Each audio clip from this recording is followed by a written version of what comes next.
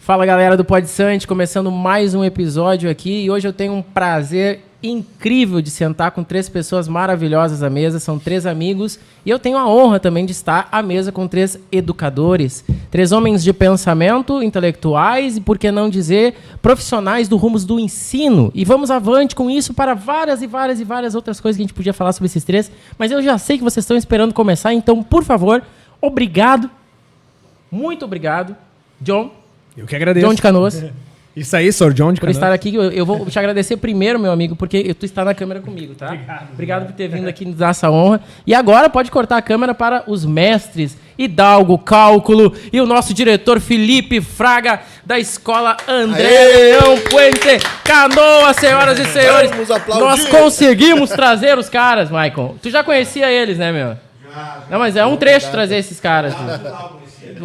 Aqui não, mas cara, que honra estar aqui. Vamos falar sobre os rumos da educação, tecnologia, homeschooling, principalmente temas relacionados à temática educacional e principalmente escolar. Queria agradecer, meus amigos. Vocês podem se apresentar, por favor? Eu já conheço alguns. Pô, claro que o nosso diretor eu conheço mais, né? Mas o Hidalgo, o John, eu tô conhecendo hoje. Podem falar, por favor, um pouquinho sobre vocês?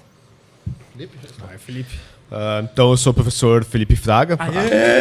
Atualmente estou como diretor da Escola André Leão Puente. Eu acho que é bom a gente falar como a gente se conheceu também, né, André? Ótimo, vamos falar. Porque geralmente na escola a gente tem um projeto de podcast também, acredito que a gente vai falar sobre isso depois aí, né?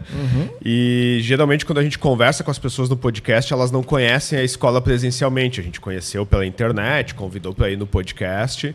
E a gente fala sobre a escola, mas ela não sabe exatamente aonde fica a escola, como é que é a escola. E tu já é diferente, né? Tu já esteve antes da escola, antes de conversar com a gente num podcast, né? Então, pelo menos, tu já sabe o que tá falando, já conheceu todo o movimento da escola, né?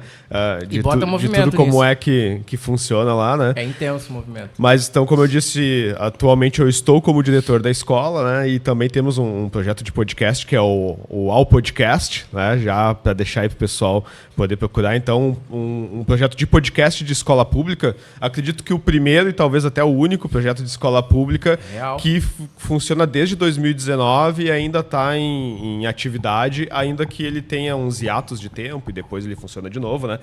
Nesse tempo surgiram outros projetos de podcast, até o Hidalgo, inclusive, chegou a desenvolver em outra escola o projeto de podcast, mas a gente está, então, na militância pela escola pública, né? E também por fazer a escola pública virar também uma produtora de conteúdo, né? Então, a ideia do podcast começou por causa disso, de fazer com que a escola pública mostre o que tem dentro da escola de projetos e que ela rompa as fronteiras dos muros da escola também para as pessoas poderem ver que acontecem projetos bacanas dentro da escola. Meu amigo, deixa eu só ressaltar, né? Essa escola me surpreendeu muito pela quantidade de projetos, não só nesse sentido, mas também pela a forma como todo mundo lá, corpo discente, docente, lida com tranquilidade com essas inserções, né, culturais, né? Nós estivemos fazendo uma apresentação lá, uma parceria com a escola que eu estou gerenciando, que eu dou aula, maravilhosa, assim, mas foi uma coisa tão fácil, tão simples, tão tranquila a negociação que mostra que está aberto de verdade. Às vezes é tão complicado, né? A gente sente que a pessoa no discurso, né, quer ajudar ou quer incluir um projeto, mas na hora da prática e da ação, não. E conosco foi completamente diferente, né? Assim que nós propusemos, já foi, já entrou, já fizemos e já vamos fazer de novo outros, se Deus quiser. A maioria das escolas, elas, via de regra, tem medo de receber alguns projetos, né? Então, no nosso caso, foi uma apresentação musical, né? Então, tu foi lá com os instrumentos, tu fez o teu som, a gente convidou os alunos que fizeram também.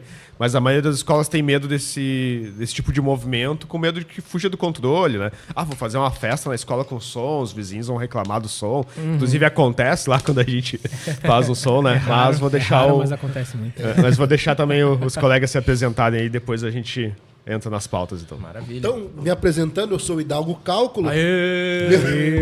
Meu sobrenome já diz muito, né? Eu sou da área da matemática, trabalho na escola desde 2017. Olha. E aqui junto com o professor Felipe, então, que na época era professor, agora é diretor, a gente desenvolveu esse projeto, então, de lá na escola, que foi bem legal. Isso mostra que a gente fazia, isso é interessante antes de continuar, que no começo a gente fazia isso depois do expediente, então quer dizer que a gente trabalhava, depois do expediente a gente tinha um gás ainda para fazer um podcast. Na época era audiocast ainda, que era só gravado em áudio.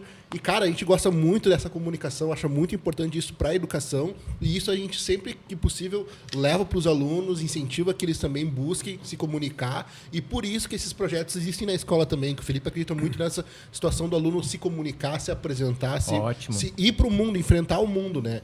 Então essa eu acho que é a ideia principal da escola e por isso que eu acho que foi bem recebido ali. Muito bem recebido. Conseguiu desenvolver o teu projeto muito bem. Não só o projeto, mas o apoio de todo mundo envolvido naquilo. Dava pra ver que tava todo mundo mesmo na mesma linha, sabe? Sim. Isso é bem difícil, né? John, meu amigo. Cara, então eu sou Jonathan Zotti da Silva, conhecido pelos alunos como Sor, né? Sor John. John, que é meu apelido. E aí Sor John Canoas. E aí eu resolvi assumir essa alcunha, né? De Sor John. Cara, então eu sou prof de língua portuguesa, formado pela URGS. Fiz português e inglês. Mestrado na URGS também. Atualmente sou doutorando na Unila Salle, estudando educação, né? Trabalho, então... 40 horas em Canoas, como concursado em Canoas e também concursado agora no estado, 20 horas ali na escola André Leão Puente, né? Então, assim, eu sempre destaco que eu trabalhei numa escola chamada Assis Brasil, no Mato Grande, né? E os nossos alunos sempre, a maioria ia pro André Leão Puente, e aí que, tipo, antes de eu chegar, de eu vislumbrar, tipo, voltar a trabalhar no estado, né? Antes eu era contratado no estado. E eu já, tipo, tinha uma ciência, uma noção do que acontecia na escola, porque o André Leão Puente, graças aos profs e depois, né, a gestão que assume isso, e os alunos também, né, que compram a ideia, que estão junto, já tinha essa coisa de não ligar muito para o muro da escola, assim, como uma barreira que te impede, né, mas entender a escola como um lugar que te impulsiona, né? Maravilha. Que te proporciona novas coisas. Então, fiz o concurso para o estado, meio que sem pretensão nenhuma. Fui lá, passei em primeiro lugar lá. Depois, bom, se tem alguma escola que eu vou trabalhar, vai ser no André, né? Daí já entrei em contato com o diretor, tal, até antes da virada do ano, e aí estamos. Que coisa, né? boa. Já que a escola tinha podcast, eu tenho que aprender um pouco, né? A gente ensina um pouco, mas aprende muito. Então, essa é a ideia. Vocês acham que... e eu queria, só para estabelecer meio uma certa ordem, quando tem bastante gente, para todo mundo poder falar, porque eu queria muito ouvir os três. Vocês acham que em algum momento, quando foi que teve a virada de chave na vida de vocês para eu vou ensinar? Porque a gente até destacar que vai ensinar, a gente aprende, está aprendendo. Quando é que vocês se deram conta de que vocês conseguiam transmitir um conhecimento, seja ele qual seja, assim, para outra pessoa? Teve um ponto exato na vida ou não? Eu acho que a maioria dos professores já, ali quando tu vai escolher a faculdade, né, se tu vai fazer uma licenciatura, a maioria eu acho que já mais ou menos, pelo menos pensou nisso, tá, eu vou fazer uma licenciatura, eu vou ter que ensinar, né? Só que o ser professor, ele é uma construção, né? Então não adianta tu só pensar, eu vou ser professor, né? Tu tem que entrar numa sala de aula e sentir se tu vai ser ou não, né? Então se os alunos não te assustarem nas primeiras aulas, quer dizer que tu tá preparado para ser professor, né? Mas eu também sou formado em letras, né? Igual o John. Eu quis fazer essa faculdade porque eu gostava muito de ler, né? Então já no ensino médio, pegando alguns livros para ler, tipo Continente, Érico Veríssimo, eu disse, eu gosto muito de ler, eu acho que fazer letras tem tudo a ver, né? Também, né? Mas mesmo na faculdade eu me perguntava, será que é ser professor mesmo que eu quero, né? Só que daí quando tu faz os estágios ali, os primeiros estágios, né? É ali que tu vê se a mosquinha vai te morder ou não, né, cara? Então se tu entra numa sala de aula e tu te sente bem ali com os alunos, né? Então quer dizer que tu consegue ser professor, né? Aqueles que não se sentem bem ou não ficam, né? Ou levam uma vida frustrada, assim. Mas comigo foi assim, né? Quanto mais entrava em sala de aula, mais eu gostava, né? Ainda que eu tivesse medo no início, quando eu tava ali dentro, eu gostava muito daquilo. Né? Muito bom. E tu, Hidalgo? Teve uma viradinha, não? Eu acho que, assim como o professor e hoje palestrante Clóvis de Barros Filho fala que ele sempre se sentiu um explicador e chega um ponto da tua vida que tu enxerga e tem algumas habilidades. Principalmente quem gosta de matemática, quem enxerga isso na família, pensa, bem, então vai fazer engenharia, vai ganhar dinheiro, né? Aquela coisa é o que o mercado precisa, é o que todo mundo com bom senso faria. Mas essa coisa de ser explicador, de poder passar uma mensagem, uma ideia, um conteúdo para o aluno e aquilo ser significativo para ele de forma que ele entenda e que aquilo mude a vida dele, isso é muito simbólico para mim. E isso eu comecei a ver no ensino médio. Eu estava na escola André Leão Pente, olha só que bacana. Eu fiz meu ensino médio lá e eu tive professores muito, muito únicos, assim, diferentes, assim, de matemática e de física, que eles tinham ideias super diferentes e como eles explicavam aquilo, eu achava super interessante. E eu consegui auxiliar meus colegas nesse processo. E por isso, então, que eu quis ser um explicador. Que maravilha. Muito bom. Tu, John? Cara, então, eu, assim como o Felipe comentou da questão da escola, no terceiro ano a gente tem algumas possibilidades, né? E, sei lá, me passou pela cabeça jornalismo, me inscrevi até no Enem, lá no ProUni, para jornalismo, para direito. E coloquei licenciatura também em letras, porque tinha coisa do ensinar, assim, que... bom, eu trabalhava e estudava e fazia um cursinho ainda. E lá no cursinho, cara, a escola pública tem algumas limitações, né? E aí acaba que a gente vai vendo muito conteúdo que ou a gente não se dedicou tanto, porque tem que falar isso também, que a mentalidade, às vezes, que a gente, enquanto aluno, tem na escola pública, como vem de graça, como a gente não se dedica tanto. Mas quando tu paga uma outra coisa, tu vai com a mentalidade de eu vou aproveitar tudo que tem aqui, né? E aí, ali naquela coisa do terceiro ano, eu acabava ajudando muito a gurizada, claro, principalmente português, literatura, inglês, mas também outras matérias, assim. Então, ali eu já saquei que eu gostava muito de ensinar, né? E... Então, acho que mais ou menos foi ali a primeira virada de chave, mas são muitas, né? Eu acho que durante a faculdade vai tendo disciplinas que tu vai te identificando mais. Eu acho que a primeira vez que tu entra numa sala de aula, tu sente aquele friozão na barriga, prévio, antes de entrar, a noite anterior de dar a primeira aula. Enfim, vai sendo assim sempre. Na verdade, eu acho que sempre tem um friozinho na barriga quando tu pega uma turma nova, assim, que é muito legal de ter, né? Mas, com certeza, como os professores falaram, tem a coisa da experiência também, né? Então, depois de dar aula para um sexto ano e tu conseguir ensinar eles legal ainda, eles gostarem da tua aula, cara, tu faz qualquer coisa, cara. Então, de verdade mesmo, principalmente do sexto ano. Então, e aí, dando aula já do sexto ao terceiro ano. Então, quando eu voltei a dar aula no ensino médio, eu também senti um friozão, cara, no ano passado, assim, quando eu voltei, assim, né, dar aula ali no André e turma com uma gurizada. Bom, eu sou minúsculo, né? Sou pequeno, então uma gurizada muito maior que eu.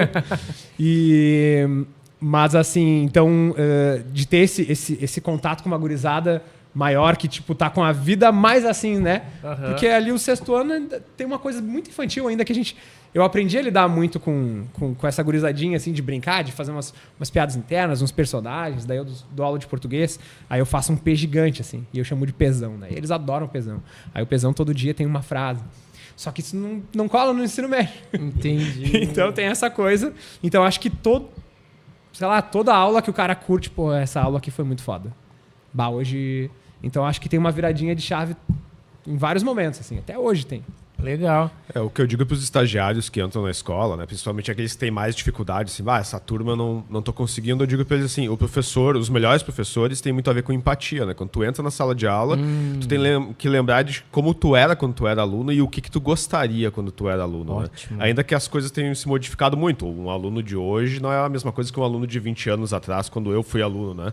Mas algumas coisas no ser humano nunca mudam, né? Então, enquanto tu for professor, tu fizer para os teus alunos coisas que tu gostaria quando tu era aluno, não tem como dar errado, né? Então, tu consegue ser um bom professor se tu seguir essa regra, assim. Agora, deixa uma outra pergunta, que é uma pergunta que me fizeram uma vez, eu não soube responder, e eu acho que vocês são muito melhores do que eu para isso. Tu acabaste de citar, assim, que o aluno é o mesmo, né? Claro, os tempos mudam, tecnologia e tudo, né? O aluno de 20 anos atrás não é o mesmo de hoje, né? Mas o conteúdo é adaptável ou não? Como que o professor lida tendo que ensinar, na grande maioria das vezes, não digo na escola, não conheço a realidade ali da André Leão Puente, mas engessado um pouco por uma grade curricular, ele tem essa permissão, não tem? Ele pode fazer adaptação? Esse conteúdo eu não quero ensinar no ano, não, tu é obrigado a ensinar, porque daí, querendo ou não, o conteúdo vindo o mesmo, né, gente? E os alunos mudando tanto, tu tem que ter uma capacidade de adaptação muito grande, né? Uma adaptabilidade enorme, porque como é que tu vai ensinar, né, um conteúdo que foi organizado, vamos dizer assim, 20, 25, 30, sei lá quantos anos atrás, para alunos daquela época ou daquela geração e ensinar alunos de hoje, né, que tem tweetar como verbo. Eu tuito, tu tuitas. É que essa é uma questão que depende muito de cada professor também, né? Tem o cara que é professor, que consegue adaptar para a realidade, e tem o passador de quadro. Tem, né, infelizmente, tem essa realidade em todas as escolas, em tudo na educação, né? Então, o que eu tentava fazer quando estava em sala de aula ainda, né, e que vejo que os melhores professores fazem, é que eles não se prendem só ao conteúdo em si, né? Eles se prendem mais ao formato como ele vai passar aquele conteúdo, né? Então sempre chega na sala de aula aquela pergunta assim, mas para que eu vou usar isso aí, né? Essa é uma das coisas que é importante o professor saber o para que ele vai usar, né? Então eu, na minha época, quando eu estava em sala de aula, né? Então eu comecei a dar aula em 2009 e fui até 2018. Uma das coisas que eu usava em sala de aula com os alunos é o podcast, né? Cara, olha só, uma forma que tu pode estudar escutando podcast. Agora tem o Nerdcast, tem os outros podcasts que começaram a surgir na época, né? E daí depois, inclusive, vocês podem fazer o podcast de vocês, né? Com os conteúdos que vocês mais gostam. Gosta de matemática, faça sobre matemática. Gosta de ciências, faça sobre ciências, né? E na época que eu comecei a conversar com o Hidalgo sobre podcast, antes mesmo do diretor, que a gente já falava sobre isso, e quando a gente foi fazer o projeto, foi exatamente para mostrar para eles como trilhar esse caminho, né? Porque era muito fácil eu em sala de aula dizer assim, faz o teu podcast. Aí eles podiam olhar para mim e dizer, tá, senhor, mas por que tu não fez o teu, então, se é tão fácil, entendeu? Então a gente, como escola, pensou em fazer o projeto para mostrar para eles que eles podem transformar o conhecimento numa coisa audiovisual interessante para eles e para as outras pessoas, né? Então acho que está muito mais ligado à forma como tu passa do que o conteúdo em si. Porque o conteúdo cada um vai aproveitar o quanto vai fazer sentido na sua vida, assim, né? Não adianta tu querer forçar se não faz sentido, né? Mas é muito importante tu dizer para ele o para que eu vou usar, né? Essa pergunta todo mundo já recebeu, eu acho, né? Todo professor já recebeu e vamos ser sinceros, acho que até todo mundo já fez essa pergunta em algum momento, né? Mas para quê? Que depois que tu cresce, evolui, aprende, né? E falando sobre... Tu ia falar de... Não, acho que é uma pergunta honesta, né? Não, e é sincera. É uma pergunta honesta. Uma pergunta assim, sincera. Claro que às vezes o aluno faz de um jeito que te cutuca, que é mais para cutucar. Mas, falando, enfim, eu pensei, cara, que tem o prof, assim, somente de área, que é o que a gente fala de anos finais e ensino médio, tem dois tipos de conhecimento que ele precisa ter, né? Primeiro, que é o conhecimento de conteúdo, né? O cara é professor de matemática, o cara tem que, enfim, dominar ali uma série de habilidades, uma série de conteúdos, conseguir mobilizar isso. Né? A mesma coisa na língua portuguesa, tem que conhecer minimamente gramática, conhecer um pouco a semântica das palavras, tem que conhecer leituras, né? Dicas, não só as clássicas, mas as coisas mais novas que a gurizada tem lido, saber, né, vários gêneros. Mas isso que tu comentou e perguntou sobre como fazer isso ser mais atraente, como dialogar com a juventude de hoje, tem a ver com a transposição didática, né? Que, cara, tu pode ser um mestre, um doutor em língua portuguesa e literatura e vai ser super valorizado isso na academia ou em outros ambientes, mas dentro de uma sala de aula tu pode conhecer a rebimboca da parafuseta do Machado de Assis, mas se tu não conseguir fazer o Machado de Assis dialogar com a realidade da gurizada, ele vai continuar sendo uma coisa inacessível e com uma linguagem, uma coisa de outro tempo, né, que não faz sentido. Então, a transposição didática é justamente isso. Qual é o projeto que eu vou fazer, qual é a sequência de aulas, qual é a produção que eles vão ter que fazer que vai conseguir dialogar, né? Será que algum personagem do Machado de Assis não se parece com algum personagem de hoje? Trazer um link, no caso. Fazer um link, né? Eu acho que é... nesse sentido, assim, não se prender assim, com esse respeito tão grande assim, às obras e como ela era ensinada, né, de uma maneira mais tradicional e conseguir quebrar assim, essa parede, né, desconstruir um pouco para construir esses conhecimentos. Né? Isso tem mais a ver com essa transposição didática, que é o que o Felipe falou, né? Tipo, tem conteúdo lá sobre figuras de linguagem, mas eu posso passar isso no quadro e achar que eu passei a aula, que eu ensinei, mas será que é isso? Será que só aquele quadro e copiar no caderno? Será que fazer uma outra coisa com isso? Onde que está aplicada essa figura de linguagem? Que tipo de texto? Como que eu posso usar na minha vida? Então, acho que tem a ver com isso. Uma outra questão que eu tinha muito importante, gente, é o seguinte. qual que vocês enxergam que é a principal diferença entre o ensino privado, né, o ensino das escolas particulares e das escolas públicas, né? Além de, claro, questão, os alunos pagam, questão até, às vezes, infelizmente, alguma coisa relacionada à estrutura, né? Mas a pergunta principal e onde eu quero chegar é um aluno muito dedicado de uma escola pública, que estuda, se dedica, se esforça, ele consegue competir com um aluno de escola particular? Vocês veem uma diferença em ensino, qualidade? Não vem? O que acontece? Principalmente... É que tá todo mundo esperando tu começar. Na outra vez que a gente... É o respeito, tu vê o que é o respeito. Na outra vez que a gente participou do outro podcast, teve... Lá em Canoas, teve uma pergunta bem semelhante, né? Sim. Eu acho que essa pergunta, ela quica muito, assim. O que acontece? Geralmente está relacionado ao quanto a família vai se envolver na educação, né? Isso aí. Então, assim, os pais que colocam filhos em escola privada, e muitas vezes até professores de escola pública colocam os filhos em escola privada, né?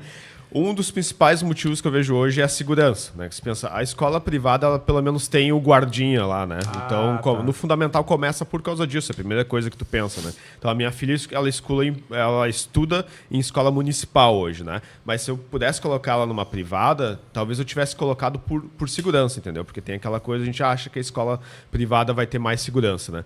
Mas o desempenho dos alunos de escola privada para os alunos de escola pública está muito mais envolvido ao quanto os pais ficam em cima da educação, né? Então, se o pai está pagando, ele vai participar mais, né? Então, ele vai lá ver como é que o aluno está se desenvolvendo, se o aluno está fazendo, se ele está tirando as notas. Via de regra é assim. E por isso que os alunos da escola privada têm um desempenho melhor, porque os pais acabam participando mais, também porque estão pagando, né? Caramba. Mas existem vários, não são nem exceções, são muitos casos de escola pública onde os alunos vão tão bem quanto os alunos de escola privada, né? Então, acho que, no fundo, não há tanta diferença assim. A diferença ela é econômica mesmo e da participação dos pais, né? Então, não são os alunos de escola privada que se saem melhor, que aprendem mais. São os alunos que os pais mais participam e mais incentivam. Caramba. Sobre escola particular, eu tenho uma visão de que existe essa situação do estar mais preparado e em função dos pais realmente, como o Felipe falou, estarem ali mais presentes. Tu passa 1, 2, 3 listas na semana, eles vão dar conta.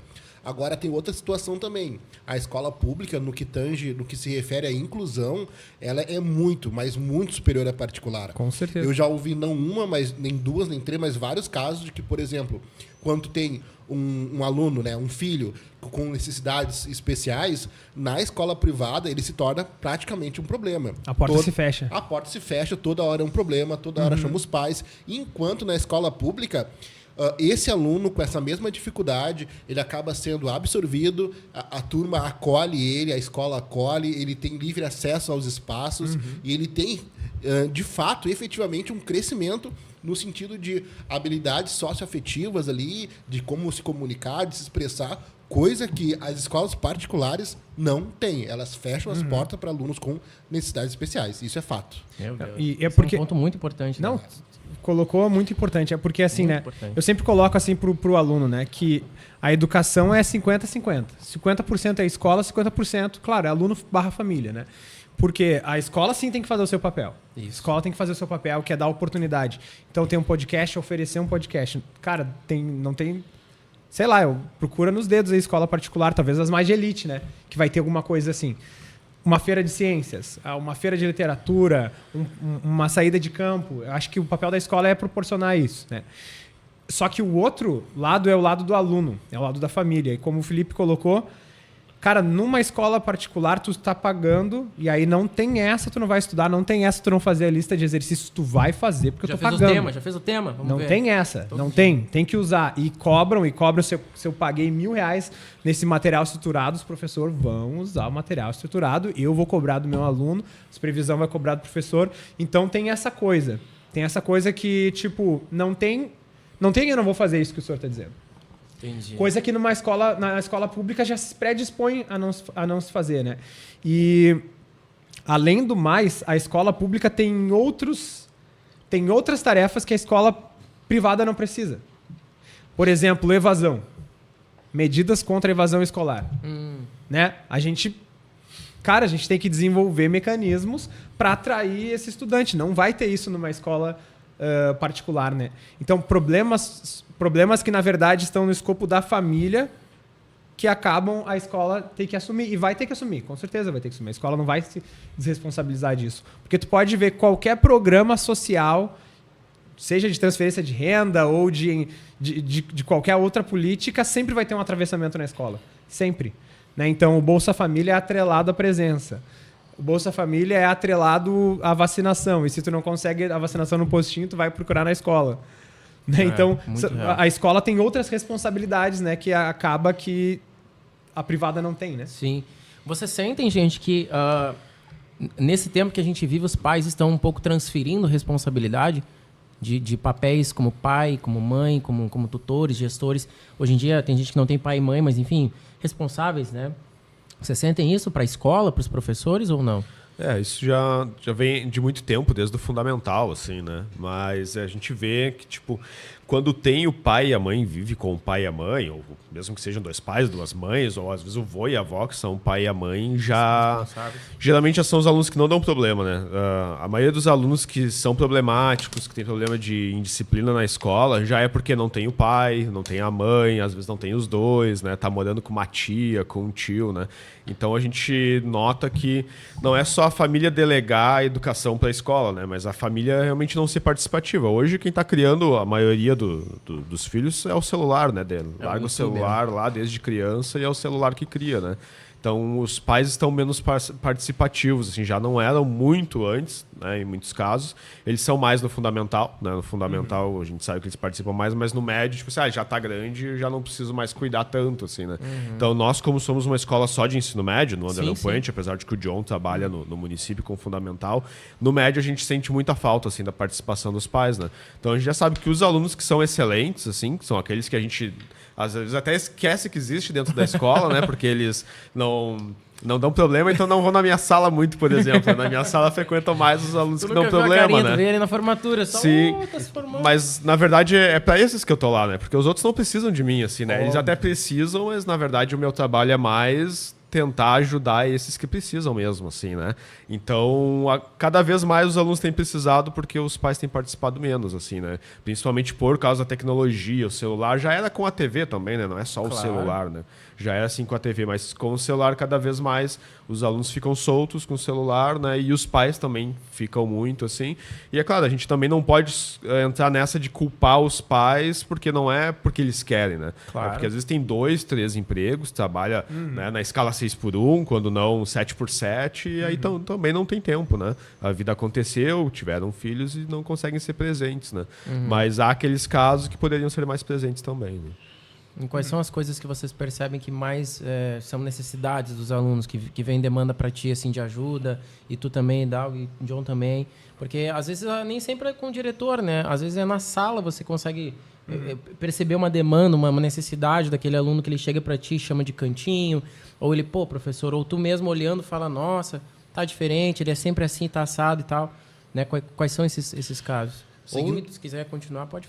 Seguindo a trilha do que eu estava falando antes sobre a questão do papel da escola pública, eu acho que, fazendo um gancho, claro, com a tua pergunta, quando nós estamos na sala de aula e a gente tem alunos com essa situação onde não tem uma estrutura familiar definida, ou não tem, às vezes tem alunos que moram em abrigos, né? Temos situações assim, ó. E daí, quando nós temos essa situação, tu vê que o aluno ele já não consegue mais querer estudar, por exemplo, no meu caso, matemática, fazer contas de teorema de Pitágoras ali, ou alguma Bhaskara, alguma coisa, não está com vontade de fazer aquilo. E, às vezes, uma abordagem, parar a aula para falar, gente, isso aqui é um momento da vida de vocês, existe uma oportunidade aqui, no final do ano vai ter o certificado de conclusão dessa etapa aqui, é importante para vocês. Então, às vezes, ter essa fala, essa abordagem, esse incentivo, e mostrar que muitos de nós, professores da rede pública, viemos também da rede pública, também tivemos problemas familiares, também tivemos dificuldades financeiras. Alguns, não todos, mas alguns conseguem ver na gente uma possibilidade. Pô, tu chegou, né? Tu conseguiu se formar, tu estudou, tu tem uma renda. De repente, eu também posso por esse caminho, né? Incentivar eles. E às vezes eu paro a minha aula, vamos parar de calcular esse monte de coisa aqui, vamos conversar. Vamos ver, sabe? Vamos ver um episódio de uma série aqui que mostra que um adolescente conseguiu, buscando tal coisa, crescer na vida. E a questão do Enem, se fala muito a questão de resultado. O aluno da escola particular, mas obtém mais resultado, mas o que é o Enem? O que é o Enem? Sabe? E para o aluno do ensino médio público, o Enem é uma possibilidade de ascensão social. Ou seja, ele vai sair do salário mínimo para ganhar 2, 3 ou mais salários, porque ele vai entrar numa universidade, vai poder se formar e, consequentemente, as famílias deles também. Então, essa situação que não é abordada, às vezes, assim, essa a nota do Enem tem que... O que é o Enem? O que é o ProUni? É essa possibilidade. Que entra um pouco, não te cortando, só entrando na tua respiração, com o que o diretor falou, né? Que é para que eu vou usar isso na minha vida? Sim. Não, né? Porque, às vezes, o Enem, vamos fazer o Enem, ninguém explica, né? Então, aí é justamente o que tu está comentando. E eu acho que a escola pública também tem esse papel também de cultural, a questão do ter um evento de música para ver se, de repente, o aluno desenvolve uma habilidade na área das artes, coisa que, talvez, na escola particular, ele está predestinado a ser médico e engenheiro, entendeu? Uma coisa assim. Eu penso muito também na questão de quantos médicos e engenheiros nós temos infelizes por não poderem ter tocado sua guitarra, ter feito a sua arte, escrito seu texto. Eu penso nisso aí também. Cara, seguindo nisso...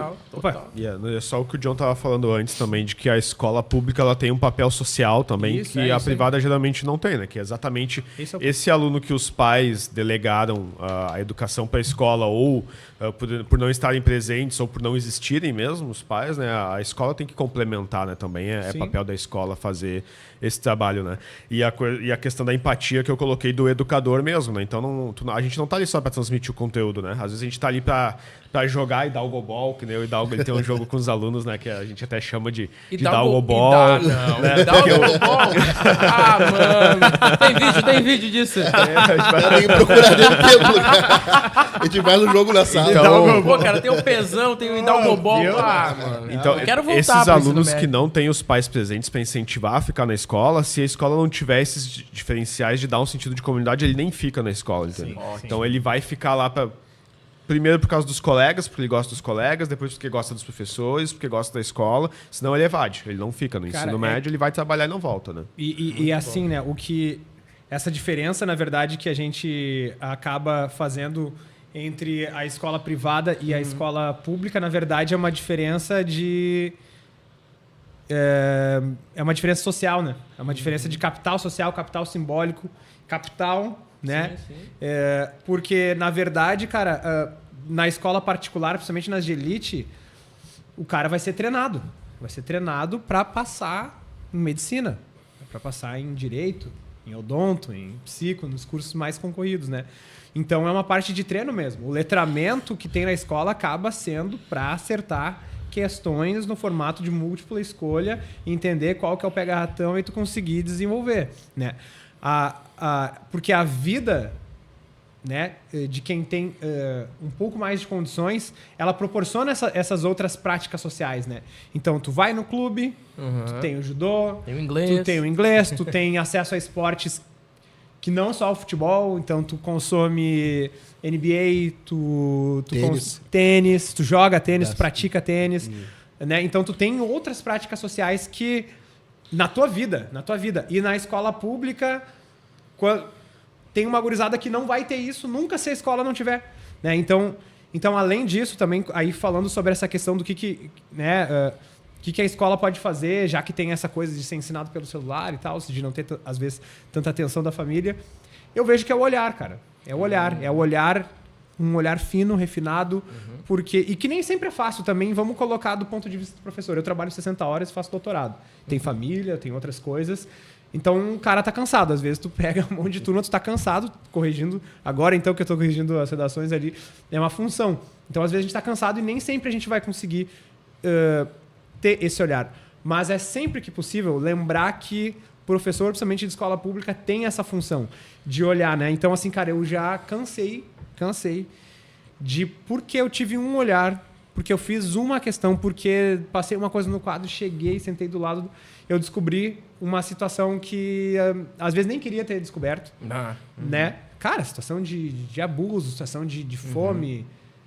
Cara, coisa assim que pesa mesmo, né? Mas porque tu olhou e ali tu consegue intervir. Então a gente encaminha para orientação, encaminha para supervisão. Se a fome a gente já, mesmo que não tá na hora do lanche, vamos lá pra merenda lá, que as tia da merenda vão resolver isso aí. Então, porque tu teve um olhar ali. Tu viu, né? Uma cara mais cansada, um sono excessivo, ou um choro, né? Que tá fora do comum. Então, eu acho que é ter esse olhar refinado para identificar, porque, querendo ou não, cara, eles passam muito tempo na escola, né? Claro. Eles passam muito tempo na escola claro. e criam um vínculo. E tem uma outra coisa... todo dia, e tem uma outra coisa que eu sempre falo, assim, cara, que educação sem afeto é palestra. Muito bom. Para tu fazer uma palestra não precisa necessariamente ter afeto, né? Tu vai lá dar uma palestra sobre total assunto. Cara, sei lá quem tá na multidão ali da palestra. Mas para fazer educação tem que ter afeto, tem que ter vínculo. Muito bom. Né? Então eu tenho que te olhar como um ser humano que tu é, com a complexidade que tu é, né? Com mais do que ter o número da chamada, né? Então eu preciso minimamente, e para isso, bom, cara, para isso o professor também tem que ter qualidade, né?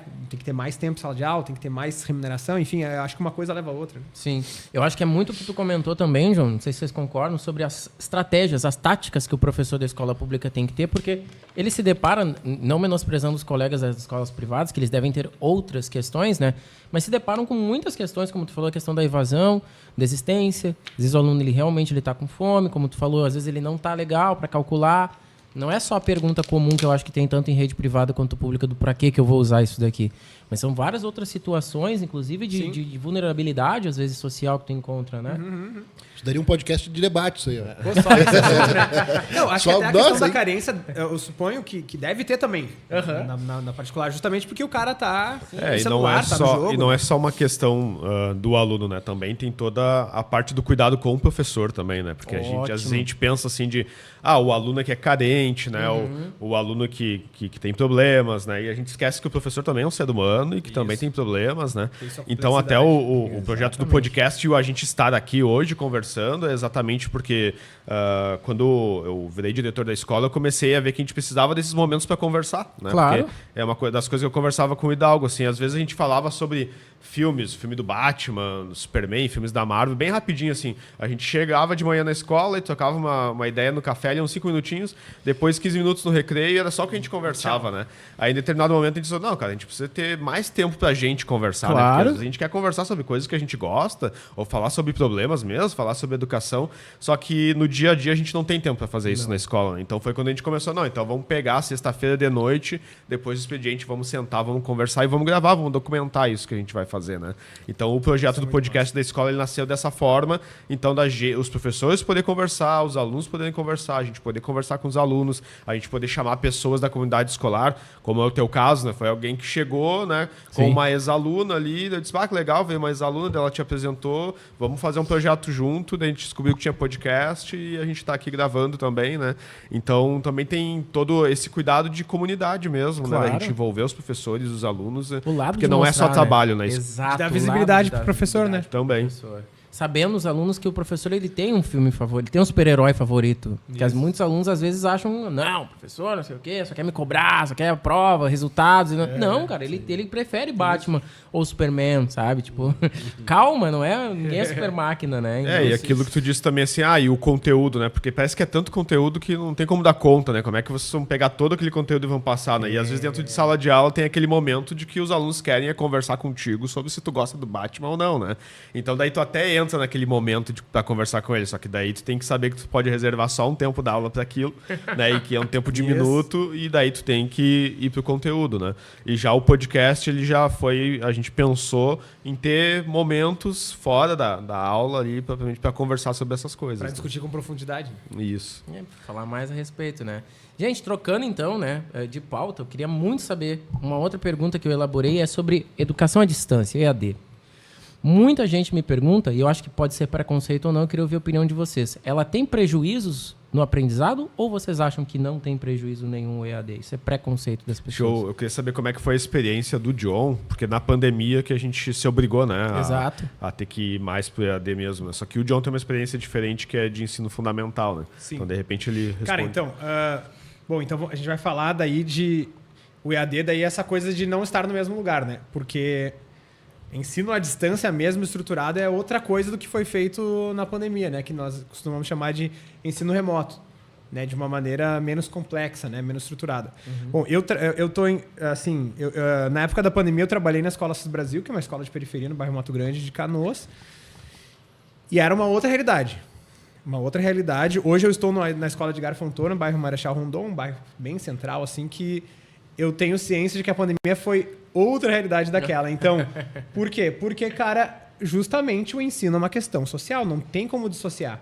Não tem como dissociar. Legal. Né? Então, assim, naquela época lá, cara, na escola em que eu estava, então a gente, proporcionava situações de discussão síncrona, aula síncrona, só que, cara, a gente tinha que fazer, para todas as turmas de anos finais, a gente tinha que juntar para poder ocupar melhor o tempo, porque não fazia sentido, não tinha quórum, digamos assim, né?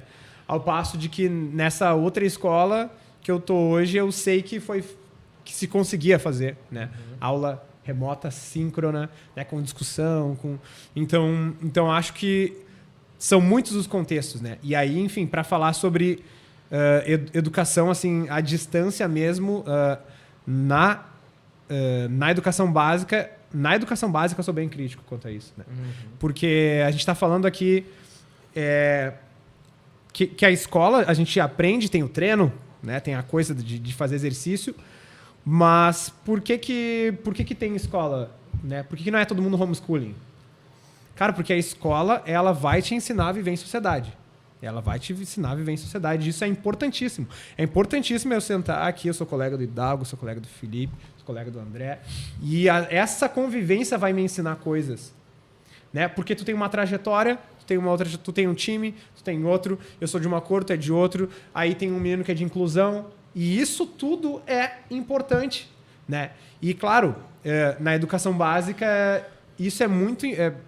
tem, enfim, acho que questão cognitiva, ainda, né? Tem a questão cognitiva, né? Tem essa parte de desenvolvimento do cérebro, de habilidades, que eu acho importantíssimo, né? E bom, para o ensino superior, o que eu acho, cara? Eu acho que, principalmente para questões de licenciatura, cara, eu acho que é importantíssimo se manter boa parte presencial, né? E, bom, depois nas especializações, cara, tudo bem, porque o que eu acho? Tu tem que ter uma base firme. Né? E porque o EAD ele exige muito, mas o dobro. De ti. Exige o dobro de ti, né? E isso aqui é uma distração, isso aqui é uma outra distração. E outra, daí exige uma coisa que aquela questão social, né, vai afetar. Tu precisa de um espaço para estudar, né, cara? Um espaço sem muita distração. E às vezes tu não vai ter, às vezes vai ser a mesa do jantar, que tá na cozinha, né? Que é compartilhado com 1000 outras coisas. Sim. Enfim, esse assunto aí dá...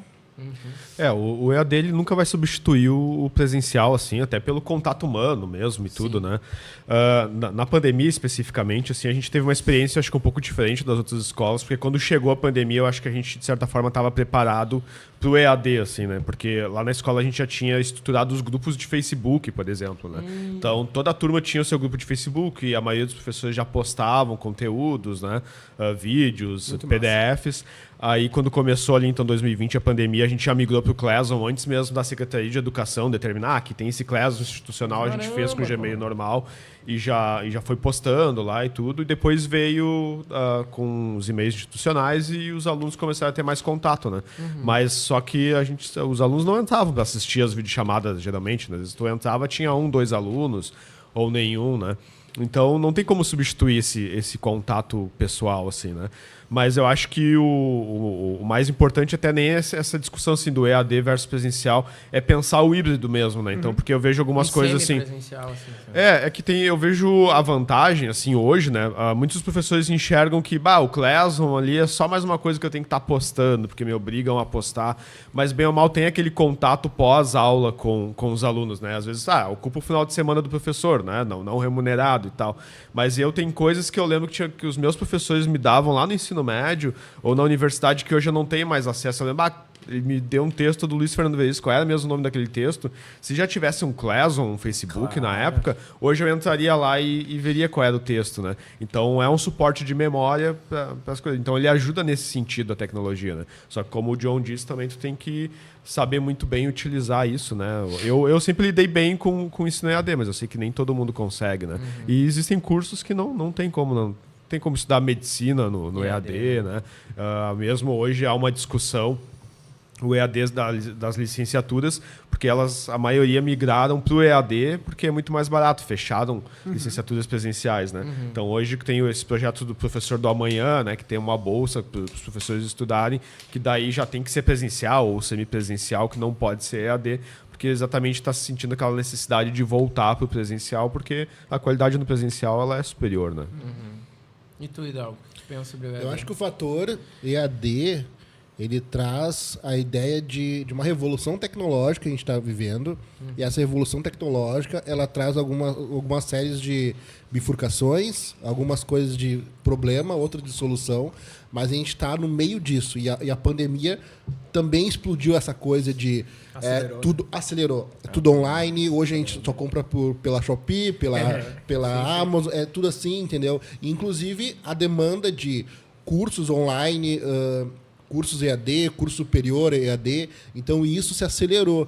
E hoje a gente está repensando a fazer esse ajuste para, então, como meus colegas falaram aqui, de... Equilibrar, né? Equilibrar. Alguns cursos necessariamente têm que ser presencial, algumas coisas têm que ser presencial, outras podem ser EAD. Então é nesse sentido, assim, desse equilíbrio que a gente está buscando agora, a partir desse boom tecnológico. Acho que é um aprendizado enquanto sociedade, né? É. Enquanto sociedade mesmo. Que nem a mesma coisa do celular. Né? Não se teve um cuidado, assim, porque, sei lá, a minha geração até cresceu, assim, com o computador, mas era aquele computador que era da casa, né? Ficava na sala, aí todo mundo disputava para usar MSN, enfim. Mas, cara, hoje tu tem um mega computador, mega hiper conectado, que sabe de tudo, que fala contigo, que tu pergunta, né, para inteligência artificial, ele vai te responder de uma maneira, com a tua linguagem, com uma exposição da rede social, uma hiperexposição tá aqui, né? E essa gurizada crescendo com isso, até daí vem a discussão até que o Felca nos trouxe sobre a adultização, né? Que eu acho que a sociedade está aprendendo a lidar com isso. Acho que tá muito solta essa questão. Gurizada com celular, prejudica até a aprendizagem, prejudica o desenvolvimento cognitivo, traz questões jurídicas, questões... enfim, muito pesadas, assim, né? Então, eu acho que a sociedade está aprendendo a lidar com essa coisa do digital, com essa coisa do... enfim, ora mais solto, agora talvez mais... né? Até a proibição do celular, né? Assim, acho que anos atrás, quando começou a ter celular, todo mundo... cara, quando tiver um celular por aluno, acho que vai ser tão legal, porque com os aplicativos é tão mais fácil. E é mais fácil de aprender, só que é mais fácil, mas tem uma coisa aqui que eu fico aqui, né? Eu fico aqui, também, tu tá aqui, a gente fica assim, e aí tu tá, mas não tá, né? Tu tá de corpo presente, mas a alma, sei lá, tá no TikTok, então... Acho que a situação deles serem... Muito boa, a alma também. Sei lá. O corpo tá ali, mas a alma tá no TikTok. Eles são usuários passivos, né? Os alunos são... tipo, tu pede pra eles enviarem um e-mail, eles não sabem. Como assim e-mail? Cara, exatamente. Sem letramento digital. Exatamente. Entendeu? Tipo, tu não sabe... Não, você não tem... Eu tenho e-mail, claro. Tu tá na escola, tu tem um e-mail. É obrigatório ter um e-mail. Tá, sabe? Umas coisas assim, então... Há certas abordagens que devem ser feitas com o usuário do smartphone, por exemplo, ele tem que ter uma responsabilidade. O pai, né, para uma criança, por exemplo. Claro. Então, existe uma situação de conversar mesmo. E, sim. Bem, é um debate mais complexo, mas acho que é bom a gente pensar sobre isso. Sim. Aí entra o que eu estava perguntando também sobre a tecnologia nas escolas e nos cursos. Queria muito saber a opinião de vocês. Quando é que ela é uma aliada, quando é que ela se torna uma inimiga? Respeitar o diretor. Cara, tudo que tu usa... O diretor é tão legal que a gente esquece. É que aquele não é o diretor, né? Aquele é o Felipe falando sobre... Tudo que tu usa demais, né? Tudo em excesso faz mal, né? Então, no ensino é a mesma coisa, né? Só que é claro que é muito difícil tu saber até onde pode usar e até onde pode não usar, né? Até esse ano entrou isso que o John colocou da proibição, né? Então, hoje nas escolas é proibido fazer o uso do celular, né? Inclusive no recreio, né? Até no recreio existia... Só que no Rio Grande do Sul já existia a lei desde 2008, do celular. Né? Desde 2008 existia uma lei que em sala de aula não pode o uso do celular, né? Então isso já nos respaldava. Então desde quando eu estava na sala de aula, eu chegava na sala de aula, os alunos já sabiam, cara... Eu vou chegar em aula, eu vou explicar o conteúdo, né? Vou fazer aula expositiva, vou fazer minhas piadas lá e tal. E eu não quero competição, né? Então vocês não podem usar o celular. Depois vai ter uma tarefa, vocês vão ter que fazer essa tarefa. Enquanto isso, não pode usar. Terminou a tarefa, me mostrou, tá tudo certo. Aí pode usar, né? Os 5 minutinhos finais lá da aula poderia usar. Só que a lei aqui no Rio Grande do Sul já dava respaldo para isso, né? Porque às vezes tinha alguns alunos, como todo aluno, adolescente, vai te desafiar ali, né? Então, tu vai começar a falar e ele vai fazer aqui, né? Daí eu já avisava. Cara, eu vou te avisar dessa vez. Na segunda eu vou recolher e vou ficar com o teu celular até o final da aula, né? Então a gente já podia fazer isso. A lei ela veio para todo o Brasil para respaldar todos os professores e todas as escolas no país como um todo, né? Então hoje, porque teve casos em que o professor tirou o celular e o aluno processou o professor, por exemplo, né? Isso aconteceu. Geralmente perdia, mas isso acontecia. Hoje já não pode mais. Ainda que me parece também que a lei também ela é aquelas leis que vêm dos deputados de cima para baixo, é tipo assim, não pode usar mais nem no recreio, te vira aí quem é que vai ficar lá fiscalizando se o aluno tá usando no recreio? Né? Onde é que tu vai deixar o celular do aluno? Eles vão deixar na entrada da escola, mas e depois se um pega e aí como é que vai exatamente. resolver Então isso? assim, a nossa escola é uma que não tem estrutura para o aluno chegar e deixar o celular, fazer o quê? Vai deixar na minha sala? Aí tem aluno que tem iPhone de 5 mil, 8 mil reais, aí some aí quem é que se responsabiliza, né? Então também foi uma lei que foi feita sem pensar na viabilidade, na estrutura, mas que é o que eu explico na escola também, né? É tudo uma questão de diálogo, né? Eu acho que já funcionava assim e hoje funciona de que o professor também tem que entrar num consenso ali com o aluno de que enquanto eu estou falando, enquanto eu estou explicando, enquanto tem algo para fazer, tu não vai usar. Depois, se sobrar tempo, tu usa, né? É uma questão simples assim, né? Maravilha. Pelo menos desse uso com a tecnologia, né? E também é aquela questão de que o professor teve que se virar didaticamente, eu já senti isso na minha época, de tu não querer competir, né? Então eu tinha a noção de que não, por mais que eu me esforçasse para dar uma boa aula, sei lá, de crase, de orações descoordenadas, nunca ia ser melhor do que aqueles vídeos no YouTube que começaram a aparecer de professores que estavam fazendo, né? Então o que eu fazia? O cara chegava num helicóptero, assim, o aluno, cara. O cara é um stand-up comedy, tá ligado? Dando aula. Então é uma questão de tu te aliar, né? O que eu fazia? Eu trazia o vídeo para dentro de sala de aula, dizia para alguns alunos, tu fica responsável por assistir em casa esse vídeo, tu assiste esse outro, e daí na próxima aula vocês vão me explicar e eu vou dizer se a explicação de vocês está certa ou errada, entendeu? Né? E daí, então, é a forma de tu utilizar aquele recurso, né? Porque também chegou no momento em que eu não precisava fazer um PowerPoint lindo lá para mostrar a crase, porque já tinha no YouTube, eu usava aquele lá. E ainda também com o potencial de que o aluno em casa depois, vou ter que estudar pro Enem, pro vestibular, já até terminou o ensino médio, o senhor me falou daquele vídeo de crase lá, então vou lá e vou assistir aquele vídeo que ele recomendou, né? Então tu tem que te aliar à tecnologia e não lutar contra ela, Felipe, né? Parece que hoje... Isso eu lembro que tinha uma prof Simone, lá da URGS, prof. Simone Sarmento, sempre dizia assim que tem tanta coisa já hoje que uma habilidade que o prof de escola pública pode e deve desenvolver é de fazer uma curadoria das coisas. Né? Ótimo. Então, justamente, cara, se tu colocar hoje aqui, né, aula de crase, Filetype, PDF, vai aparecer alguns PDF lá, tu seleciona aquilo que tu acha mais adequado, coloca no Google Sala de Aula. O Felipe fez uma coisa que é sala de aula invertida, né? Passa o conteúdo antes para chegar na aula já com uma discussão, né? Cara, mas indo mais a fundo sobre o que o Prof. Dalgo comentou sobre essa coisa de não conseguir escrever um e-mail. Cara, tem habilidades que elas precisam ser analógicas, né? Elas precisam ser analógicas. Então, assim, por exemplo, a alfabetização mesmo, assim, a parte inicial do letramento, ela precisa da tua dedicação, escrever a letra, né? Demora tempo, né? Então, assim, já tem até estudos, eu não vou saber se tá de memória, mas que comprova que, cara, que sim, é legal digitar, vai te exercitar a tua memória digitar, né? Eu estou aprendendo que tem X orações coordenadas. Isso é uma coisa, mas que tu escrever, hoje eu aprendi, né? Essa outra habilidade mais analógica, ela vai fazer um caminhozinho, uma sinapse no teu cérebro que vai ser mais firme. Então, essas habilidades de estudo, elas precisam ser mais analógicas. Sim, a gente vai ter, eu vou conseguir ter o acesso aqui, mas essa parte de fazer um resumo, eu ler o texto que está aqui, ou tô vendo o vídeo do professor legalzão do stand-up aqui, eu vou fazer um meu resumo. Isso tu não pode abrir mão disso, né? Ótimo. Tu não pode abrir mão. E aí que nem eu dou aula de redação, cara. E hoje o ChatGPT me torna mais difícil a minha vida. Porque, cara... Quer dizer, a minha não, né? Porque eu vejo de cara o texto ali. De cara o texto. Os argumentos são muito parecidos sempre, né? A estrutura textual.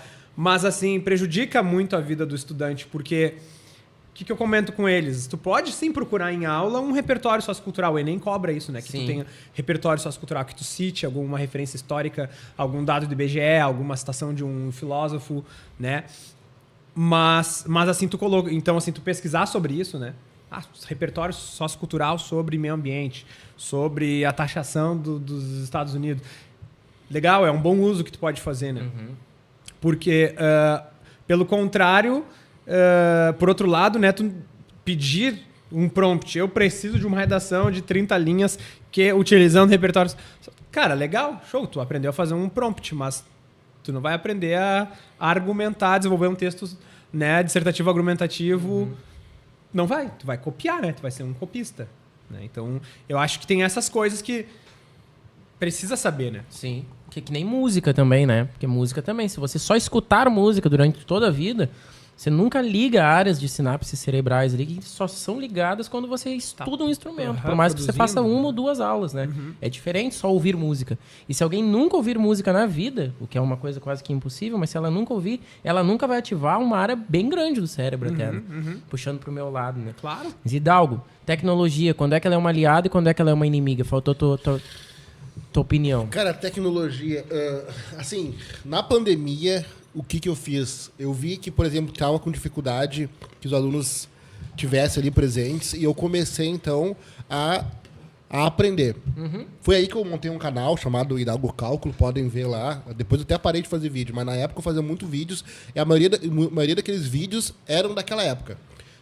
Onde os alunos, às vezes, não estavam presentes, porque era manhã, 8 horas da manhã, estavam dormindo, e eu gravava a minha aula como se estivesse numa sala de aula em casa, botei o quadro lá, fiz toda a arrumação, e depois disponibilizava no YouTube. Claro, fazer uma ediçãozinha e tal, para deixar só a parte mais importante. E isso me cobrou que eu me esforçasse para aprender coisas, tá? E por isso eu tenho o canal Hidalgo Cálculo lá com videoaulas. Ok. Isso... Parte disso, o senhor tem canal, parece uma coisa super diferente que, na verdade, a gente não tenta, às vezes, por medo, por receio do que vão achar de nós. Mas isso eu fui lá, dei a cara... Inclusive, tem coisa lá que eu fico, a aula é bem ruim, minha aula mesmo, mas tá lá. Outra situação é o aluno em sala de aula usando a IA, o ChatGPT. Na situação dos colegas aqui de língua portuguesa, fica evidente a questão do texto, né? Em matemática, eu já não... Para mim, no meu caso, eu não tenho tanto problema. Se eu dar uma equação, encher de variável, encher de menos, o chat vai dar errado. Inclusive, eu dei uma prova online para eles. Faça o que vocês quiserem. Ninguém gabaritou. Então, essa premissa de que o chat sabe tudo é ridícula. Tá brincando, então? Inclusive, se tu colocar uma imagem junto, próxima, o chat erra e dá respostas absurdas, inclusive. Meu Deus, cara. Então, eles têm uma confiança. Mas como é que eu não gabaritei? Tu não gabaritou, não. Eu tive que mostrar para ele. Então, às vezes, tu tem que parar com o aluno e mostrar para ele que a ideia que ele tem, que o ChatGPT é imbatível, é totalmente equivocada. Muito bom. Então tem coisas, assim, tem situações que tu se depara que às vezes é uma questão de educação mesmo digital. Cara, isso aí que tu tá fazendo é burrice. É melhor tu tentar ler e às vezes filtrar o que tu não entendeu da pergunta que seja para gerar um prompt para ver adequado. Aí tu tá usando de forma racional a IA. Agora, essa situação de tu jogar tudo na IA ou eles não terem a noção da responsabilidade com aquilo que eles usam as coisas, né? Seja gerar uma imagem, pegar uma foto de um coleguinha ou de uma coleguinha e gerar um corpo lá com roupa diferente e tal. Isso aí é ética. Daí entramos em outra situação, em outro âmbito, que é uma discussão bem presente no Brasil. E daí que vem a situação de a gente ter que criar leis, que está sendo discutido hoje, limitações, regulamentação, para ver até onde as crianças podem fazer uso do smartphone, fazer uso da IA e até onde elas podem ir com a IA. Então, com a IA. Então, inclusive, isso é um debate atual que o Felca trouxe, todo o Brasil está discutindo, mas assim, sabe, a criança, adolescente, adulto, cara... Às vezes, separar, se eu não me engano, olha, posso estar enganado, em algum país asiático, se eu não me engano, na China, até certa idade, eles estudam, aliás, eles trabalham habilidades socioemocionais ali, organização, disciplina e tal, para depois dar o conteúdo. E imagino que nesse período eles não vão ter um acesso livre a smartphone. Então, é de se repensar os nossos primeiros anos do ensino fundamental, ali, o Fundamental 1. Talvez seja no Fundamental 1 o problema de a gente ter hoje essa deficiência no Fundamental 2 e no ensino médio. Muito bom. Eu acho que é uma situação de a gente discutir essa situação, assim, de conversar, poxa vida, será que não é a origem do problema não é lá atrás? Porque a gente quer dar remédio, quer dar Rivotril, quer dar ansiolítico pro adolescente. Tá com ansiedade, tá chorando, tá com depressão. Porque não tá conseguindo. Tem gente que. Já tive caso de aluno meu, professor, essa prova tá me dando ansiedade e já tava mal. Então, beleza, tu não consegue fazer, sai da sala, depois a gente conversa em outro momento. Mas aquilo ali foi alguma coisa mal trabalhado ou alguma coisa não resolvida antes, entendeu? Lá no começo. Sim. Então, é uma não discussão. Não lidar com a pressão de uma prova que, teoricamente, é uma coisa natural da vida, né? Tem momentos que tu vai sentir uma pressão. E aprender a lidar com isso é importante, né? E decisões também. Decisões, falar em público, inteligência emocional. Então lidar com uma coisa que tu não consegue resolver e tomar a melhor decisão é da vida. É complexo, uma questão muito complexa, questão da tecnologia, de como a gente está trabalhando com ela. Porque nós, hoje, adulto, a gente tem uma visão mais crítica e filtra. Claro. Criança e adolescente, a gente precisa ter um olhar mais responsável com isso. Muito bom. Eu queria entrar nesse assunto, porque é um assunto polêmico, e a gente comentou, até o diretor, o Felipe comentou sobre o professor que tirou o celular, né? E foi processado. Eu ia perguntar para você sobre a violência nas escolas. E sendo bem direto, os professores hoje, eles são reféns dos alunos? E se sim, como é que a gente pode fazer para mudar essa situação? Depende da escola, da comunidade, né? De como, assim, a gente sente que os casos de violência eles vêm aumentando nos últimos anos, também pela superdisposição, né? Antes acontecia em alguma escola e a gente não via porque a gente não estava ligado em redes sociais, né? Isso digo que 10, 20 anos atrás, né? Hoje está todo mundo muito preocupado com isso, daí acontece um caso e esse caso já sai na mídia, assim. E também existem os grupos de internet incentivando isso, né? Então a gente sabe que existem fóruns na internet onde existe até uma pontuação, né? Vai lá dar uma facada no professor, dar um soco, tem uma pontuação até gamificada para isso, né? Daí é claro que a polícia tá em cima, tá investigando, né? Até agora fazem 2 semanas em Novo Hamburgo suspenderam as aulas por causa disso, né? Então essa é uma preocupação que a gente tem, eu como diretor também, né? Porque eu estou sempre preocupado com segurança, porque eu não quero que aconteça de forma nenhuma nada disso dentro da escola. Ainda que na escola que eu trabalho, eu sempre me senti muito seguro dentro dela, assim, ainda que a gente tenha alguns alunos que às vezes vão a vias de fato uns contra os outros. Nunca aconteceu, por exemplo, de um professor ser agredido dentro da escola. Já aconteceu até de mãe, uma querer dar na outra, que a gente teve que segurar, né? Mas nunca aconteceu de aluno agredir o professor, não fisicamente, verbalmente, assim, de xingar, isso sim, né? Então, até hoje eu ainda me sinto bastante seguro e até porque eu tenho um bom diálogo com o aluno, né? Então, quando o aluno dá algum problema, eu já vou lá, converso com ele, já sinto o que está acontecendo, né? Então, já chamo os pais, a gente sabe quando ele é um possível agressor ou não e a gente encaminha ou para tratamento, né? Pede para os pais levarem no psiquiatra, alguma coisa assim. Então, tem que se ter todo um olhar para que não aconteça, né? Mas, na verdade, nas escolas, nas estaduais, principalmente, por isso que eu falei sobre segurança, quando a gente falou da diferença entre as privadas e as públicas, na escola pública, nas estaduais, a gente não tem segurança, porque a gente não tem nem monitores de pátio e nem o guardinha que fica na porta lá, né? O porteiro. Nem porteiro, nem os monitores de pátio, né? Nas municipais ainda tem um pouco, algumas tem o porteiro, o porteiro, né? Pelo menos, né? Tem mais monitores também, né? Nas municipais. E a guarda municipal que faz rondas frequentes, né? Nas estaduais, a gente tem até em Canoas, pelo menos a gente tem a patrulha escolar, mas eles passam de dia, eles funcionam só até 17, 18 horas. À noite, não, né? A gente depende de ligar para a brigada e eles não podem estar numa ocorrência, às vezes, pior, né? Então, a segurança ela é uma preocupação, assim, mas também eu acho que se faz alguma histeria em alguns casos, né? Então, por exemplo, quando chega em abril, perto do aniversário do Hitler, todo ano, desde a época que eu era aluno, no fundamental, a gente sabia que ia aparecer a pichação lá, vocês vão morrer no dia tal, né? Sim. Então, e agora mesmo quando aconteceu esse caso de Novo Hamburgo, quando chegou no dia, que era uma sexta-feira, tá todo mundo... Tu não tá preocupado? Porque disseram que lá em Novo Hamburgo ia ter um atentado, né? Os alunos falam, hoje é o dia do massacre, isso. O dia do massacre. E eu falei, vai ser o massacre das figuras de linguagem. Inclusive... Foi. Inclusive, uma professora veio e disse pra mim assim, tu não tá preocupado que possa acontecer alguma coisa hoje na escola? Eu disse, não, hoje é o dia que eu menos tô preocupado. Porque, obviamente, não vai acontecer nada hoje, porque é o dia que tá avisado que aconteceria alguma coisa, né?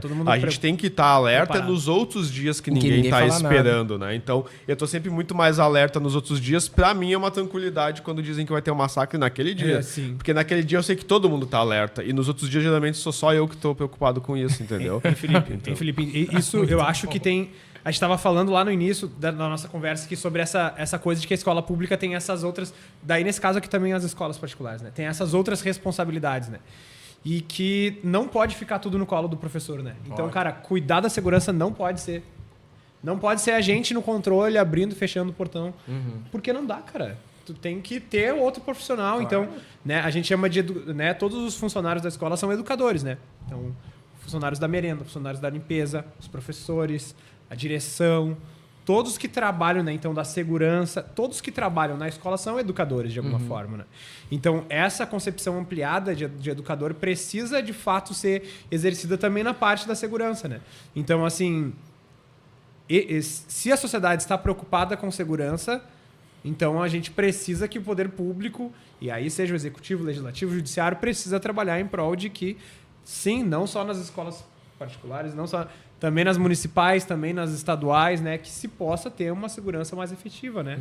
Então, desde de abril de 23, que também teve uma situação assim, né? Que se falava que seria... É o dia. O dia do massacre lá. Isso. Eu sei que na rede municipal de Canoas, então, foram implantados pelo menos um porteiro, né?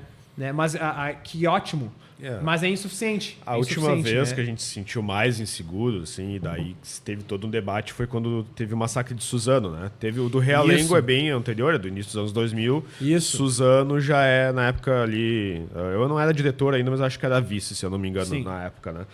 E daí 2023 também teve essa questão, porque em várias escolas vem acontecendo, né? Esse ano, na escola em Caxias também, né?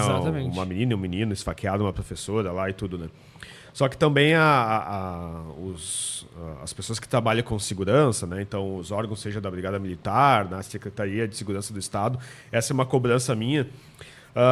Aqui no Rio Grande do Sul eles nem falam muito sobre... Existe um protocolo, que é o protocolo americano, que é o FER, né? Que é fugir, esconder e lutar, né? Esse é um protocolo que ele visa preparar para atentados, né? Para algum atentado em escola. Então... Chegou a se fazer um vídeo institucional aqui no Rio Grande do Sul que mostraram pra gente em 2023 numa reunião de diretores. Se tu procurar no canal do YouTube, no Instagram da Polícia Militar de Santa Catarina, tu encontra um vídeo sobre esse protocolo. Caramba. O do Rio Grande do Sul eu não sei porque que eles não disponibilizaram até hoje. Desconfio que é porque eles não querem causar histeria, porque a partir do momento que a brigada faz um protocolo desse e um vídeo institucional, um vídeo institucional é porque se a brigada tá com medo que aconteça é porque vai acontecer, né? Sim. Só que eu já penso que é uma questão de preparo. Quando aconteceu, não lembro se foi Suzano, qual foi o caso, né? Eu lembro dos colegas perguntarem, e se acontecer? E os alunos perguntaram, e se acontecer aqui na escola, o que a gente faz? Então eu disse, gente, então hoje vamos ter essa conversa, né?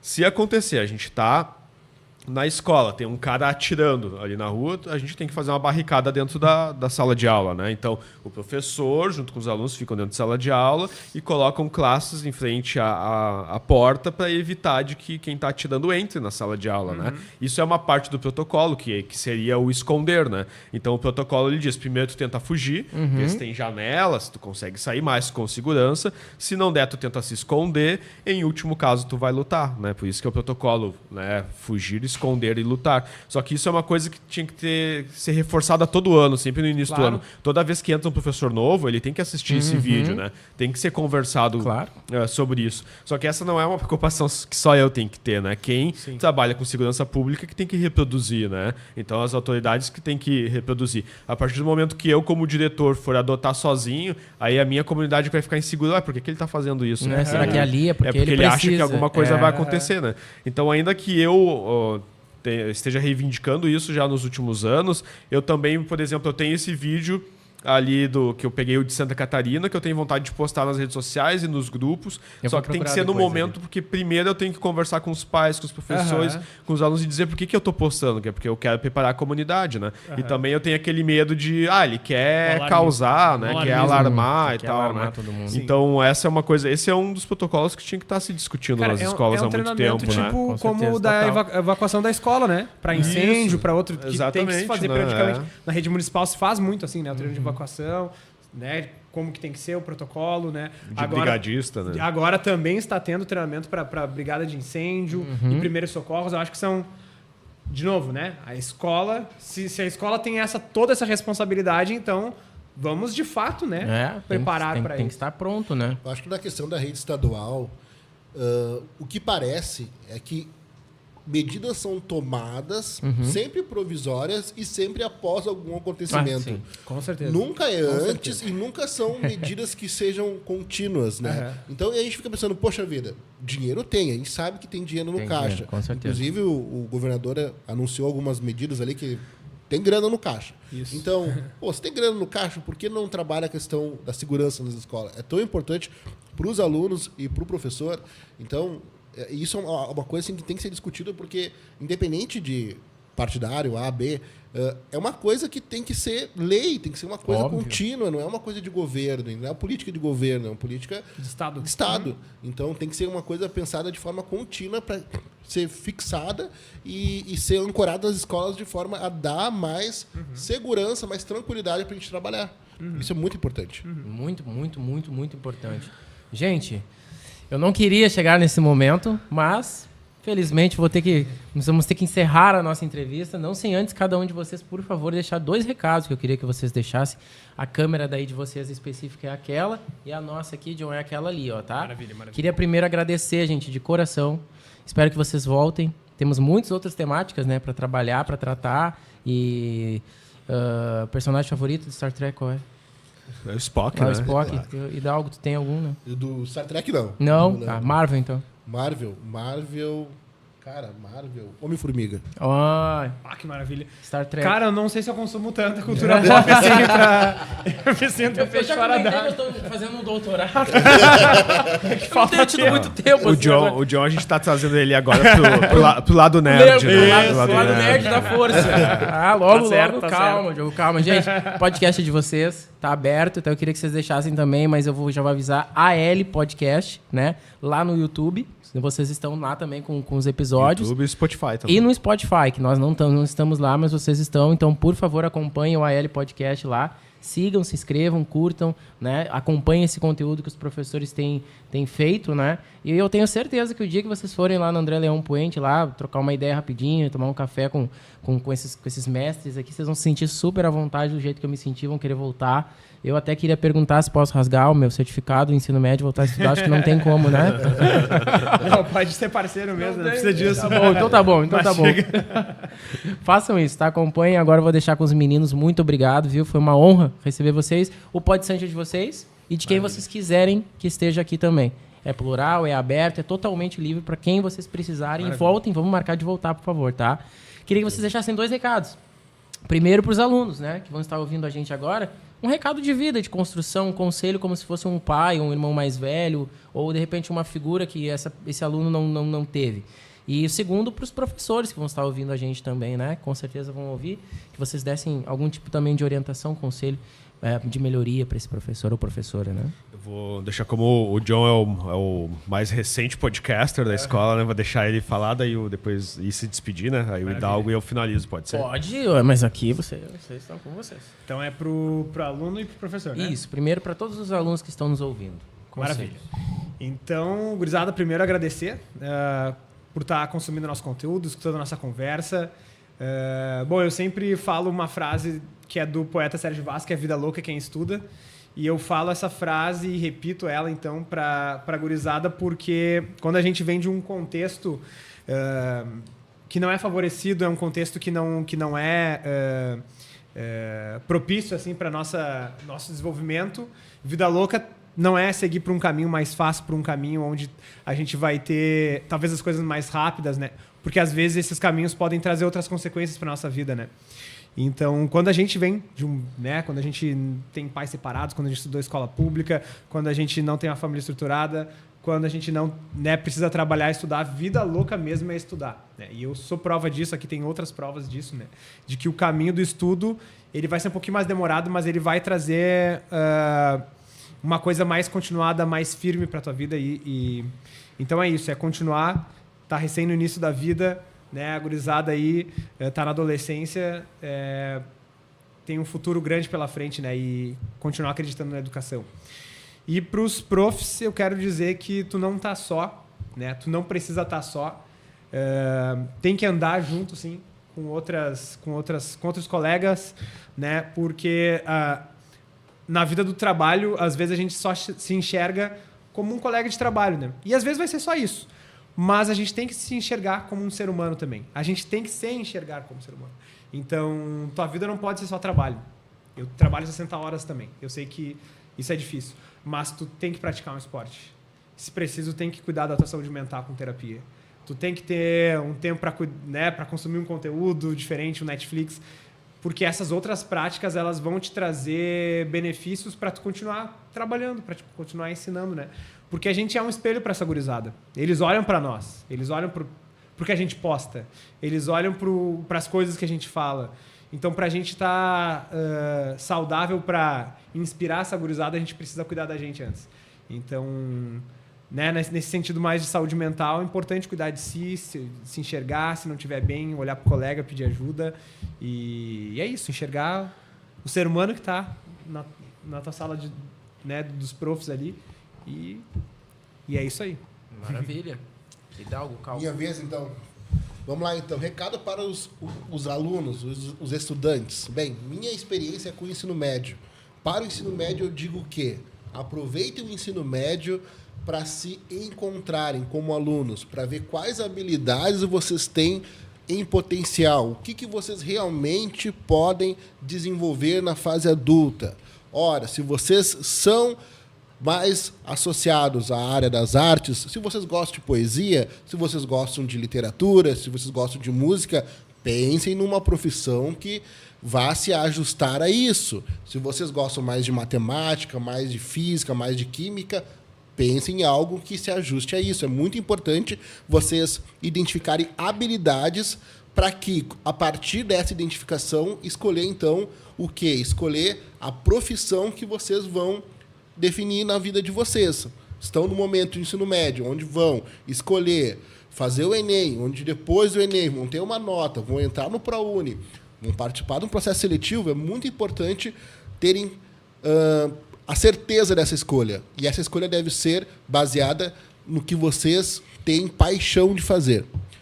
Bem, agora o recado para os professores, meus colegas.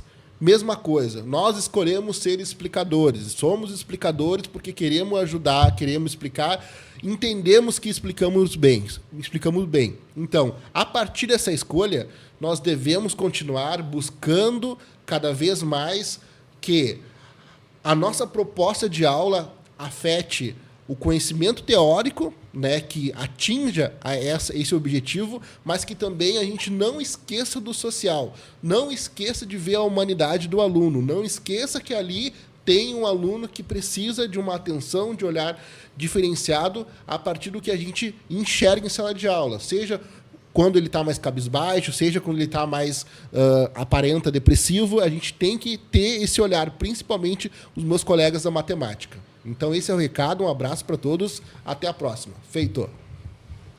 Para os meus colegas professores, então, né, não esqueçam que vocês já foram alunos, né, e que provavelmente na época de vocês achavam a escola muito chata, né, e os alunos também acham a escola ainda muito chata. E tudo que eu fiz na minha época como professor, em sala de aula, e ainda faço como diretor, é tentar fazer com que a escola seja divertida, né? Não tem como a gente manter os alunos na escola e eles gostarem de vir para a escola se a gente não fizer a escola ter momentos de diversão na escola, né? E fazer com que ela não seja chata.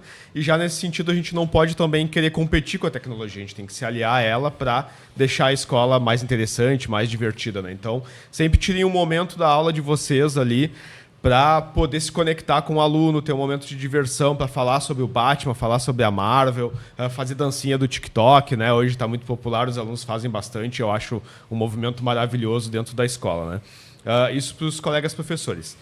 Para os alunos, como o Hidalgo falou, né, aproveitem a escola, vocês vão sentir saudade, né, principalmente no ensino médio, também no fundamental, mas no médio, onde a gente faz as amizades, né, e tanto com os colegas, alunos no caso, e também com os professores, né. Então aproveitem esse período e depois não esqueçam que a escola existe, né? E retornem para a escola, né? Porque esse recado não é só para os nossos alunos que estão matriculados, né? O nosso maior público do nosso podcast é de ex-alunos, né? Então que se formaram na escola e quando eles querem ver como é que tá o Sr. Felipe lá, como é que tá o diretor, como é que tá o Sr. John, como é que tá o Sr. Hidalgo, eles vão lá e vão no canal da escola, né? E vão ver um episódio como esse para ver o que a gente está falando. E em muitos casos eles vão retornar para a escola com outras atividades, que foi o caso da Ive, né? Que te acompanhou lá, André, né? Já agradecendo também, né? Então, que o André esteve tocando na escola com uma escola de música, né? Como é que é o nome Tom da Maior. escola? Tom Maior, né? Então esteve lá tocando com os alunos. Levou instrumentos, fez apresentações onde o André mesmo cantou, tocou, realizou o sonho de um dos alunos, né? É verdade. Fazendo com que a escola fosse mais divertida para ele, né, cara? Proporcionou uma experiência que ele nunca vai esquecer. Nunca, jamais. Que foi o dia que ele pôde tocar na escola, né? Então o Gabriel, quando vê a gente ele aqui, veio me né? falar, vai saber- Rapaz, ele Tá tava- esse cabeludo. Ele passou, Ficou uma semana falando sobre isso. Passou 2 anos e meio lá com o violãozinho na mão. Senhor, quando é que a gente vai fazer um festival de banda? Quando é que eu vou poder tocar? E esse ano a gente conseguiu realizar, né? Então, Opa, e- caramba, 10 minutos ele solou, ele deitou no chão. Tava né? muito Foi um faceiro. momento da Exatamente. vida. E, tipo, e eu me realizo quando eu posso realizar Isso é um muito sonho massa, do claro. aluno, né? Então, eu acho que não tem nada melhor que um diretor possa fazer, um professor possa fazer, que é proporcionar um momento desse para os alunos, né? E também a gente poder proporcionar um momento desse de troca com os colegas, de poder conversar e com alguém externo à comunidade escolar, que hoje já passa a fazer parte da comunidade escolar, porque o André Lempoente, a comunidade escolar, né? E a minha gestão como diretor, e mesmo já antes como professor, é mostrar que a escola pública ela pode muito mais, né? Então, Deixa eu só a reforçar o que tá escola fazendo, pública, ela interromper aqui, pode quebrar o acontecer. protocolo. O Felipe, cara, ele sempre inova. Então, assim, ele já levou mais de uma vez batalha de MC pra dentro da Que escola, cara. legal! Então, aqui até um salve pros MC de batalha lá de Canoas, gurizada da Que Machaca, massa! da Clandestina, do Guaju, né? Porque, cara, é muito massa, é um diálogo muito legal entre educação e hip hop. Na cultura hip hop tem o quinto elemento, né, que é o conhecimento. Que legal. E, cara, o ALP, então, né, na figura do Felipe enquanto gestor, abre essa possibilidade, essa parceria com a cultura hip hop, então, para dizer que realmente é verdade isso. Então tá, muito obrigado aí pelo convite, né? Agradeço aí pelo convite, né? Espero que sejamos convidados mais vezes Vão aí, ser. né? Posso Pode- trazer outros professores também que vão assistir e vão ficar Deve, esperando o vai ser convite, né? maravilhoso. Então quando César, sobrar traz o um César. tempo, você, tô sem convidado aí nessa segunda. Ó, Felipe, traz alguém aí. Vai eu ser trago alguém ótimo. O também. César de Gravataí é Vai mais ser muito, pertinho. Muito, muito bom. Bem. Vá, vocês estão em casa aqui, a gente tá aberta. Muito obrigado, gente. Obrigado a todos e todas vocês que nos assistiram também. Até a próxima entrevista. Não se esqueça de se inscrever no canal, dar aquela força pra gente. Curte o vídeo, comenta, compartilha e até a próxima entrevista do Pod Sante. Tchau, tchau, gente. Boa noite. Valeu. Valeu, pessoal.